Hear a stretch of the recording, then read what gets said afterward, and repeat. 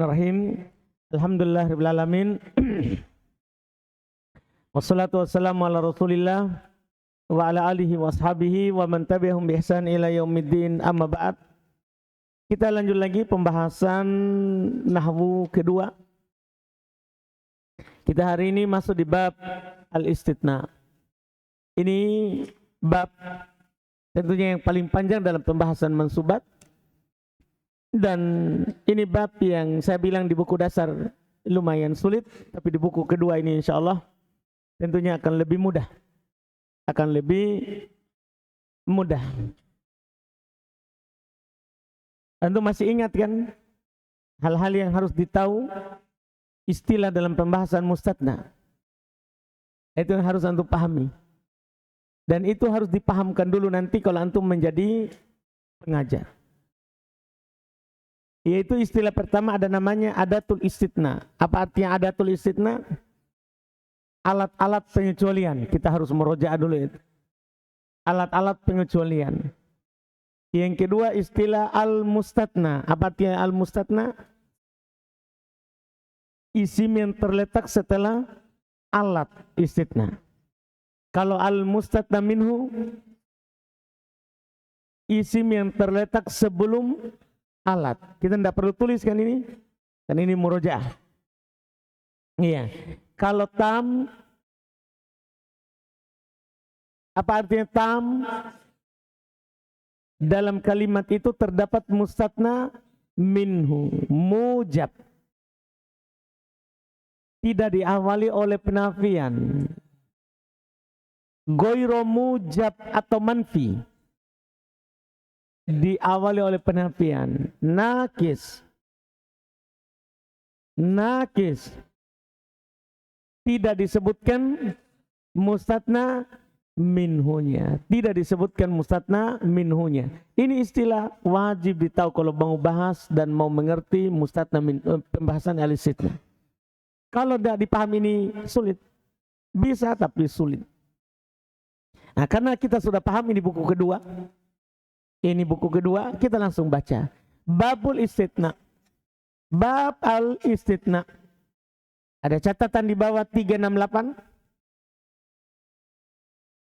Atau yang disebut dengan al-mustatna. Dan al-mustatna adalah isim yang terletak setelah illah. Atau salah satu dari saudara-saudaranya. Paham pengertian mustatna? Mustatna adalah isim yang terletak setelah illah. Atau salah satu dari saudara-saudaranya. Itu mustatna. Wa huruful istitna'i thamaniyatun. Huruf istitna itu ada 8. Ini yang disebut dengan adatu istitna. Alat-alat pengecualian. Wahyadi adalah illa, wa goiru, wa siwa, wa suwa, wa sawa, wa khola, wa ada, wa hasya. Tidak ada perubahan ya. Nanti di buku ketiga baru ada tambahan. Ini masih sama dengan buku sebelumnya. Illa, goir, siwa, suwa, sawa, khola, ada, hasya. Ya. Huruf-huruf pengecualian ada 8. Dia adalah illa. Ada catatan untuk illa di bawah. Ya. Illa adalah huruf berdasarkan kesepakatan ahli bahasa. Ini tambahan sekarang ya. Sudah mulai dirinci itu. Illa. Illa adalah huruf berdasarkan kesepakatan ahli bahasa. Goir, siwa, suwa, sawa. Untuk ini. Goir, siwa, suwa, sawa. Catatan 370. Adalah isim berdasarkan kesepakatan ahli bahasa. Jadi ilah sepakat huruf. Sementara goir, siwa, suwa, sawa. Isim berdasarkan kesepakatan ahli bahasa juga. Ini nanti akan berpengaruh dengan bacaan kita di dalam ya. Makanya harus ditahu dulu. Kemudian khola ada hasya. Khola ada hasya. Catatan 371. Dalam kalimat kadang sebagai fiil dan kadang sebagai huruf. Dua ini kadang sebagai fiil. Tiga ini. Khola ada hasya. Kadang sebagai fiil. Kadang sebagai apa? Huruf. Makanya nanti antum kan sudah pelajari sebelumnya. Dia bisa dua bacaan. Setelahnya bisa dinasab, bisa dijer. Ya, antum sudah bisa tebak. Dia dijer kalau dia sebagai huruf. Dia dinasab kalau dia sebagai fi'il. Paham kan? Sementara setelah goir siwa suwa sawa dijer selama-lamanya karena dia isim. Berarti setelahnya kan mudhofun ilaih. Begitu maksudnya. Dipahamkan? Nah ini butuh ditahu ini. Karena kita sudah buku kedua.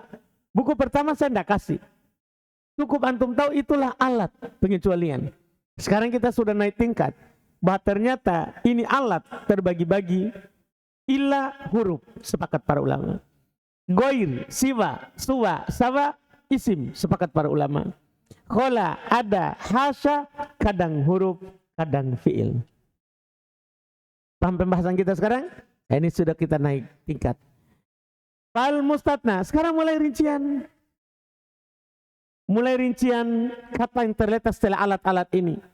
Fal mustatna bi'illah. Yunsabu in kanal kalamu taman mujaban. Persis di buku sebelumnya. Maka dikecualikan dengan illah.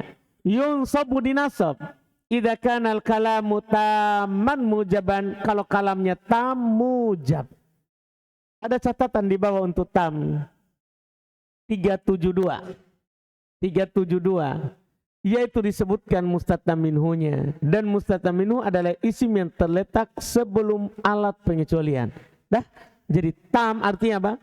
Disebutkan mustatna minhu. Apa itu mustatna minhu? Isim yang terletak sebelum alat pengecualian.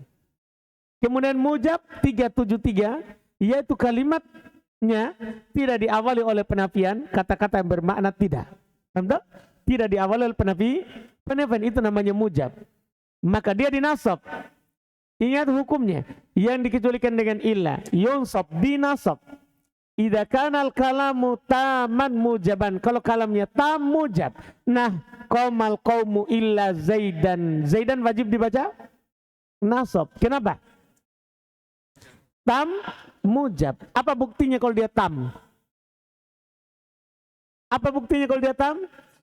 Ada mustatna minhu. Yang mana itu? Al-qaumu. Apa buktinya kalau dia mujab?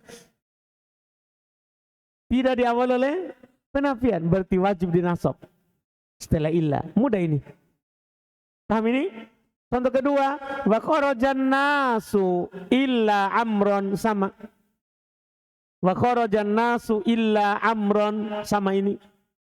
Iya, lihat keterangan di bawah. Untuk contoh qamal qaumu illa Zaidan.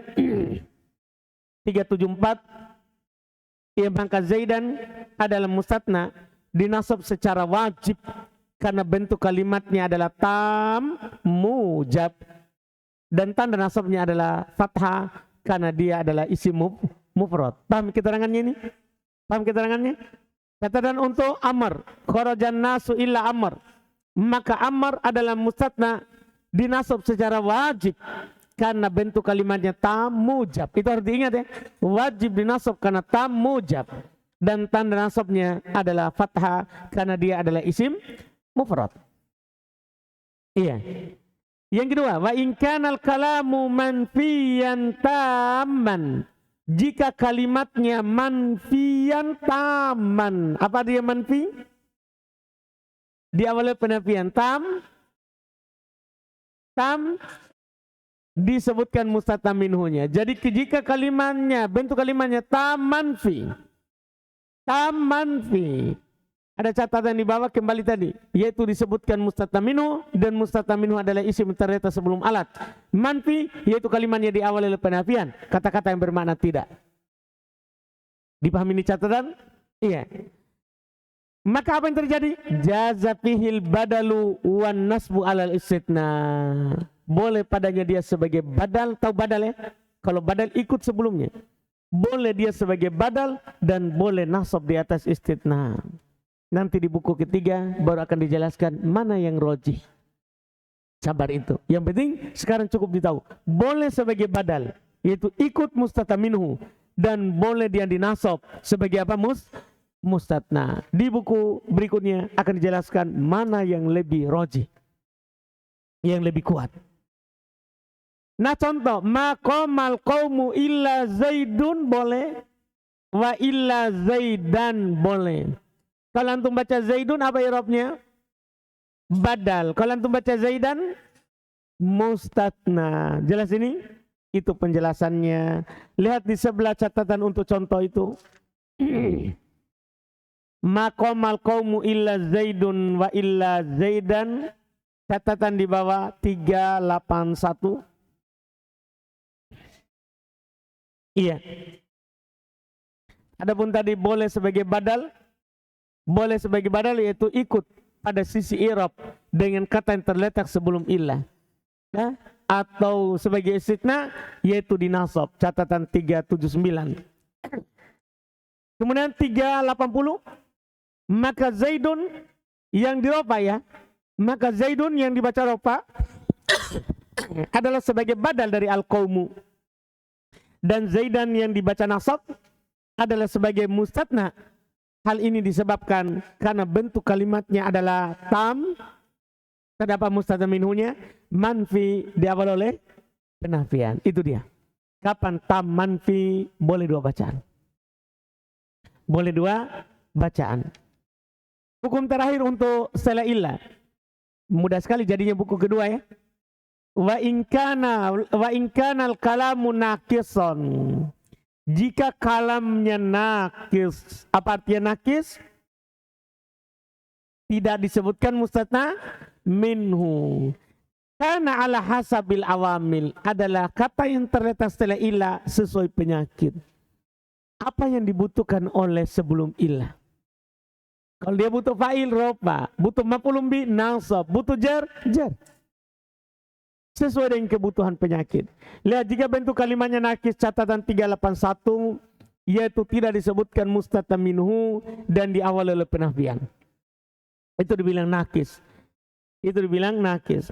Maka dibaca sesuai dengan kebutuhan amil 382 yaitu seperti tidak ada illah. Jadi cara membacanya itu saat seperti tidak ada illah. Hapus illahnya dulu. Baru baca, setelah itu nanti masukkan illah. Seperti tidak ada illah. Contohnya, ma qama illa Zaidun, butuh fa'il. Ma darabtu illa Zaidan, butuh maf'ulun bi. Ma marartu illa bi Zaidin, majrur. Karena ada siapa? Huruf jar. Karena ada huruf jar. Lihat keterangan di bawah. 383. Untuk contoh ma qama illa Zaidun. Maka Zaidun dirofa karena amil sebelumnya sebelum illah yaitu koma butuh fa'il. 384 maka Zaidan dinasab karena amil sebelum illah yaitu darabtu butuh maf'ulun bi. 385 maka Zaidin dijar karena amil sebelum illah yaitu maratu butuh yang dijar dengan huruf jar, maka perlu dijar dengan huruf jar. Dipahami ini? Sampai di sini ada pertanyaan? Karena selesai illah. Yang sulit kita pikirkan di buku pertama, di sini mudah. Di buku ketiga insya Allah lebih mudah lagi. Karena kita 3 kali dengar. Iya. Pokoknya kita akan dengar beberapa kali. Ini pembahasan. Ada pertanyaan? Aman ya? Ahmadul Alim. Wildan. Paham saudaraku? Yakin. Pokoknya alhamdulillah. Iya. Kemudian sekarang wal mustatna bi ghair wa siwa wa suwa wa sawa. Yang dikecualikan dengan ghair, siwa, suwa, sawa. Perhatikan itu yang digarisbawahi, majrurun la ghair. Dijar, tidak ada lain. Dijar, tidak ada lainnya. Tidak ada bacaan lain. Pokoknya dapat ghair, setelah ghair pasti majrur. Itu dalam baca kitab. Setelah ghair pasti majrur. Setelah siwa pasti majrur. Suwa majrur. Sawa majrur. Setelahnya pasti majrur. Iya. Kita baca dulu terjemahannya. Dan yang dikecualikan dengan ghair. Siwa, suwa, sawa adalah dijar. Tidak selainnya. Ada catatan 386. 386 yaitu sebagai mudhafun ilaih. Tidak apa-apa dikasih sekarang karena antum sudah tahu apa itu mudhafun ilaih. Yaitu sebagai mudhafun ilaih yang akan datang pembahasannya dalam bab isim yang dijar dan kita sudah lewati di buku pertama. Adapun siwa, adapun ghair, siwa, suwa, sawa maka dia mengambil hukum isim yang jatuh setelah illa. Nah, kan penulis di sini kurang lagi. Belum tuh cuma bahas yang terletak setelah goir siwa-suwa. Apa? Paham tak? Belum dah bahas goirnya saya baca apa. Anda paham ini? Jadi harus antum baca lagi catatan. Belum langsung masuk di khola ada hasya. Belum dah bahas hukum goirnya apa. Paham kan? Nah ini catatan antum harus paham.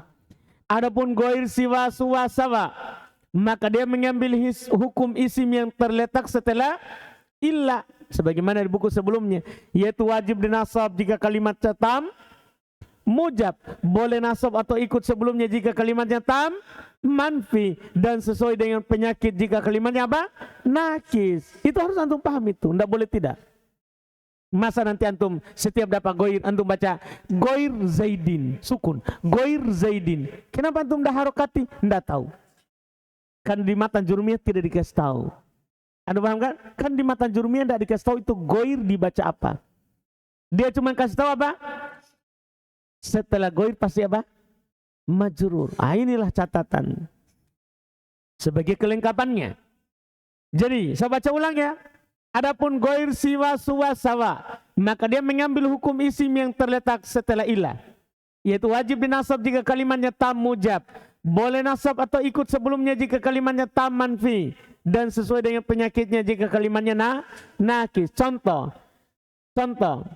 Tam mujab ya, komal kaumu, dibaca apa ini? Komal kaumu goi ro zaidin, wajib nasab, ya kan? Wajib nasab tam mujab.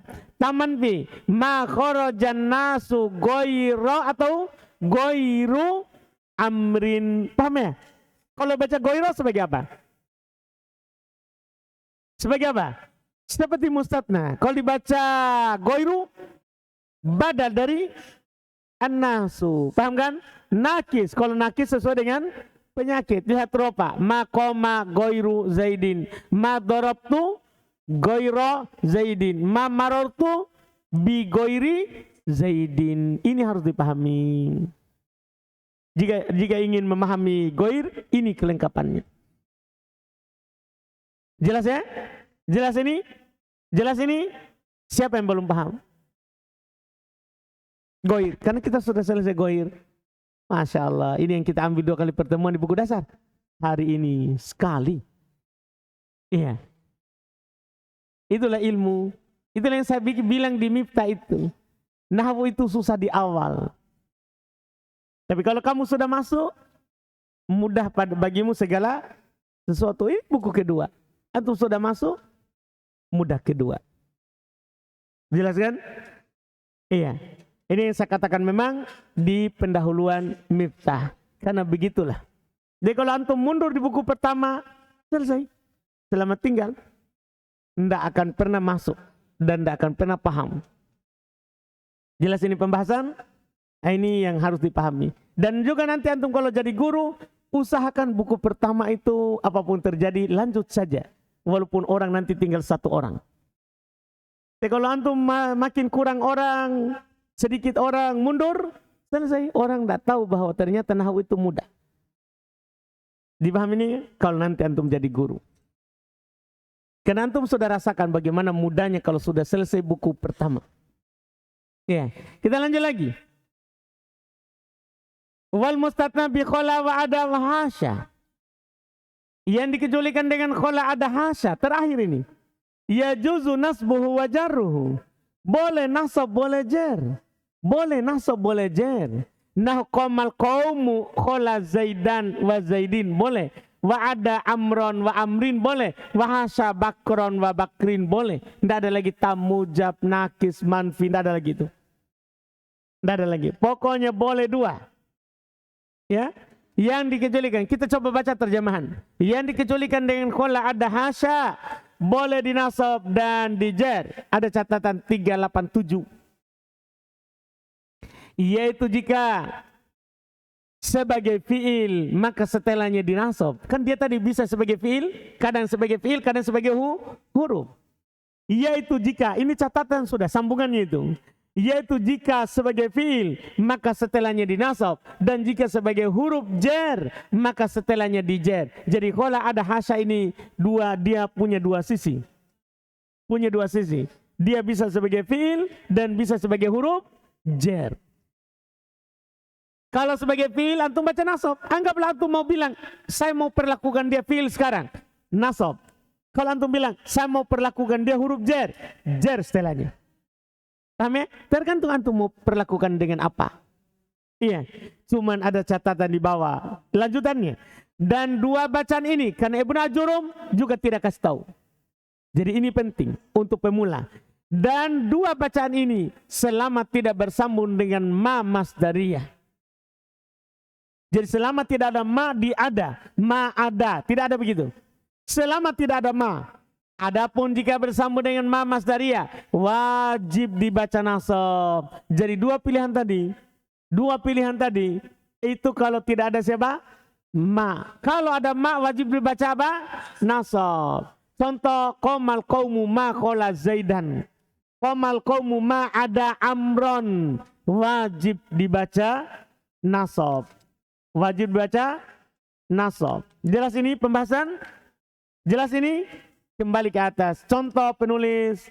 Nah, qomal qaumu qola zaidan zaidin. Wa ada amron amrin. Hasya bakron bakrin. Ada catatan di bawah untuk contoh penulis. Maka zaidan yang dibaca nasab adalah sebagai maf'ul bih. Jadi bukan mustatna i'rabnya. Nah, kan dia fi'il. Setelahnya adalah maf'ulun bih. Jadi zaidan yang dibaca nasab sebagai maf'ulun bih dari khola. Dan zaidin dibaca jar karena dijar dengan khola.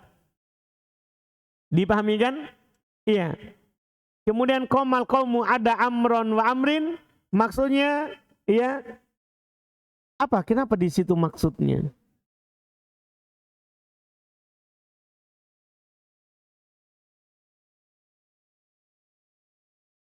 Iya, seharusnya contohnya itu ya. Iya. Dan itu enggak perlu itu ya. Hah? Mungkin tercopy saja ini. Iya, seharusnya itu langsung itu. Maka amron, iya, maka amron dihapus itu ya. Maksudnya qomal qaumu ada amron wa amrin itu dihapus. Paham kan? Dihapus itu. Iya. Cuman ada juga di bawah lagi itu. Seharusnya seperti catatan 388 saja. Maka amron dibaca nasab. Iya. Amron dibaca nasab adalah sebagai maf'ul bih dari ada. Amrin dibaca jar kan dijar dengan ada. Iya. Oh baik. Wajar tahu itu. Wajar itu. Maksudnya tadi itu kan ada amron wa amrin. Kayak kurang contohnya kan? Paham kan? Maksudnya adalah dia atopkan. Jadi penulis baik-baik. Antum sudah hapus ya? Iya, baik. Saya kira salah. Maksudnya itu contoh sempurnanya saya bawakan. Apaan contoh sempurnanya saya bawakan itu? Ada amron wa amrin. Contoh sempurnanya qomal qaumu ada amron wa amrin. Paham? Karena kenapa bisa salah lagi nomor 90? Paham kan? Nah, ternyata maksudnya saya cuma sebutkan contoh sempurnanya. Contoh sempurnanya. Karena Ibnu Ajurum langsung bilang ada amron wa amrin. Iya kan? Hasya bakron wa bakrin. Belum ada contoh sempurnanya. Makanya saya maksudnya adalah contohnya qomal qaumu ada amron wa amrin. Contoh 390 qomal qaumu hasya bakron wa bakrin. Oh itu maksudnya saya bawakan contoh sempurnanya. Apa? Saya bawakan contoh sempurnanya. Itu untuk pembahasan hasya, ada, dan khola. Selesai pembahasannya.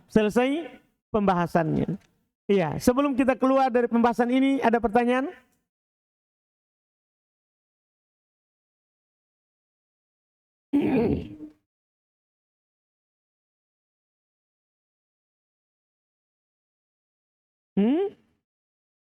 Apa itu? Enggak, sebagai maf'ul bih semuanya.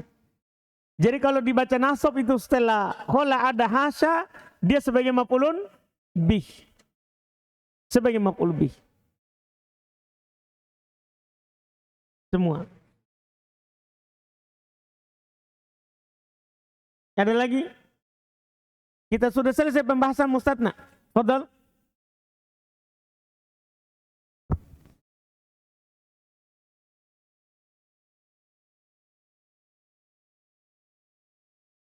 Kalau kemasukan al, ma'rifah.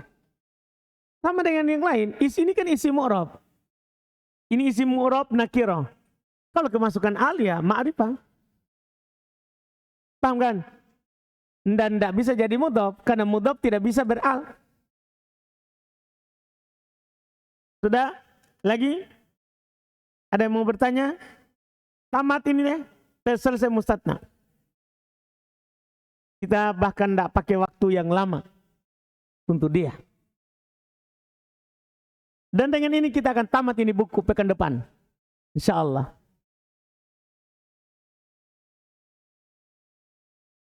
Silakan Abdul Malik.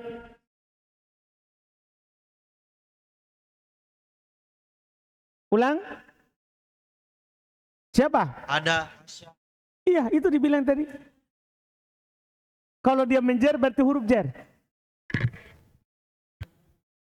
Nah? Ibnu?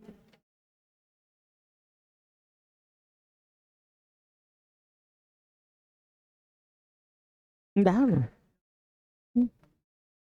Dah.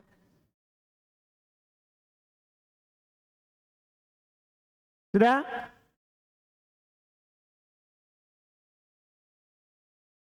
Iya, bukan yang sebelum sekali ya. Ini ma masdariyahnya yang sebelum khola ada hasya. Ma ada begitu. Ma khola, bukan yang sebelumnya. Kalau sebelumnya kan ada penafian. Ini ma ada, ma khola begitu.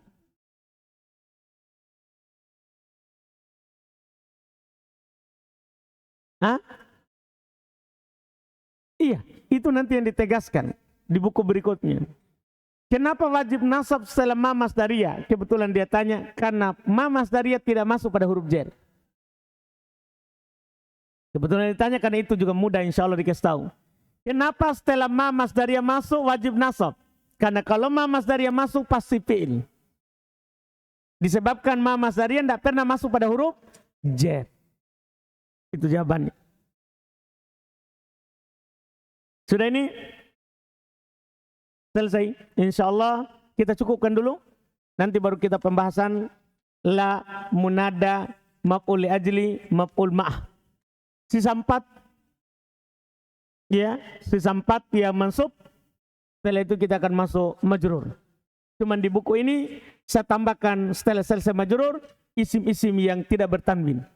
Pembahasannya. Itu tambahan. Supaya antum tahu apa saja isim yang tidak bertanwin buku kedua ini. Di buku kedua ini. Kan di buku pertama antum belum tahu isim-isim yang tidak bertanwin. Jadi saya tambahkan di ujung sebagai tambahan isim yang tidak bertanwin. Insya Allah kita usahakan selesai pekan depan ini. Insya Allah jika dimudahkan. Kita cukupkan dulu. Subhanallah, hamdik, asyhadu an la ilaha illa anta.